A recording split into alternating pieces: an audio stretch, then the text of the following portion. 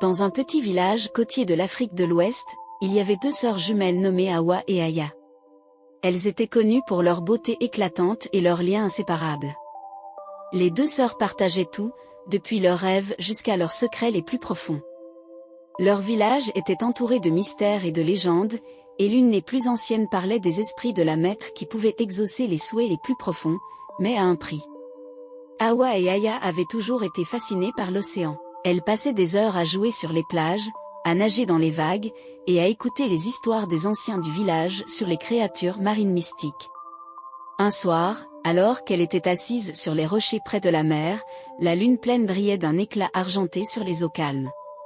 Aya, la plus aventureuse des deux, regarda sa sœur et dit « Hawa, as-tu déjà rêvé de vivre dans l'océan, de devenir une partie de ce monde magique dont nous entendons tant parler ?» Hawa sourit, secouant doucement la tête. « Je l'ai fait, Aya, mais ce n'est qu'un rêve. Nous appartenons à la terre, tout comme nos ancêtres. L'océan est beau, mais il est aussi dangereux. » Aya, toujours pleine de curiosité, ne pouvait pas laisser tomber l'idée. Elle avait entendu des rumeurs selon lesquelles les esprits de l'océan pouvaient être invoqués lors de la pleine lune pour exaucer les souhaits les plus chers. Elle proposa à sa sœur d'essayer. Hawa était réticente, mais elle aimait profondément Aya et ne voulait pas la laisser partir seule. Cette nuit-là, sous la lumière de la lune, les deux sœurs se dirigèrent vers une crique cachée, connue pour être un lieu sacré où les anciens allaient prier pour la protection en mer. Aya avait appris une ancienne incantation que leur grand-mère lui avait enseignée en secret, une incantation qui, disait-elle, pouvait attirer l'attention des esprits de l'eau. Avec la voix douce d'Aya murmurant les mots anciens et la présence rassurante d'Hawa à ses côtés, les sœurs ressentirent une étrange énergie monter de la mer. Les vagues commencèrent à scintiller d'une lumière surnaturelle, et soudain, une silhouette majestueuse émergea de l'eau. C'était Mani-Wata, la déesse des eaux, avec sa peau d'ébène brillante, ses cheveux ondulants comme les vagues elles-mêmes, et ses yeux perçants qui semblaient lire dans l'âme des sœurs. « Qui ose m'appeler en cette nuit de pleine lune ?» demanda Mani-Wata d'une voix qui résonnait comme un millier de vagues. Aya, avec une bravoure qu'elle ne se connaissait pas, répondit « C'est moi, Aya, et ma sœur Hawa. Nous avons un désir profond de connaître votre monde, de vivre dans l'océan, de devenir comme vous. » Mani-Wata les observa longuement, puis sourit mystérieusement. « Ce que vous demandez est possible, mais sachez qu'une fois que vous aurez fait ce choix, vous ne pourrez plus revenir en arrière. L'océan est mon domaine, et ceux qui choisissent de m'y rejoindre doivent accepter tous ces mystères, ces dangers, et ces sacrifices.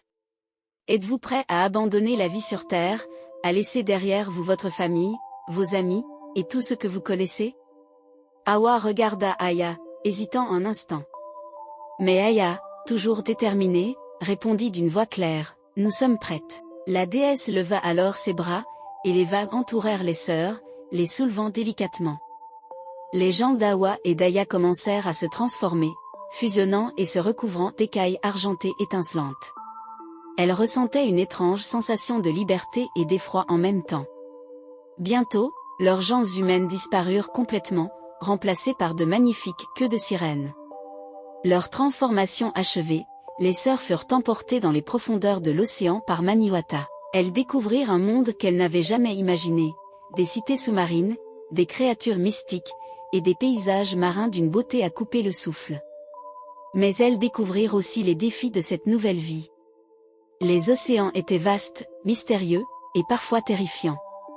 Elles devaient apprendre à naviguer dans ce monde, à comprendre les courants, à échapper aux créatures hostiles, et à trouver leur place parmi les autres êtres de la mer. Les années passèrent, et Hawa et Aya devinrent des légendes parmi les peuples de l'océan. Leur lien inébranlable les aidait à surmonter les défis, et leur sagesse était respectée par tous ceux qu'elles rencontraient. Cependant, elles ne pouvaient pas oublier leur vie passée sur Terre. Elles se souvenaient des rires de leur village, de l'amour de leur famille, et des jours passés sous le soleil africain. Un jour, alors qu'elles nageaient près de la surface, elles aperçurent leur village natal au loin. Un sentiment profond de nostalgie les envahit. Mani-Wata, sentant leur tristesse, apparut devant elles. « Vous regrettez votre choix, mes filles ?» demanda-t-elle doucement. Aya, pour la première fois depuis leur transformation, se sentit perdue. « Nous aimons la vie que vous nous avez donnée, Mani-Wata, mais nos cœurs appartiendront toujours à la terre. Nous ne pouvons pas oublier nos racines. Mami Wata les regarda avec compassion.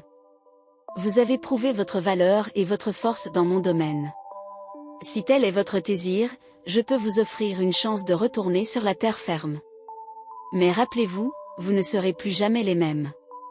Les esprits de la mer laisseront une marque indélébile en vous. Les sœurs acceptèrent, et avec un geste de la déesse, elles furent ramenées à la surface.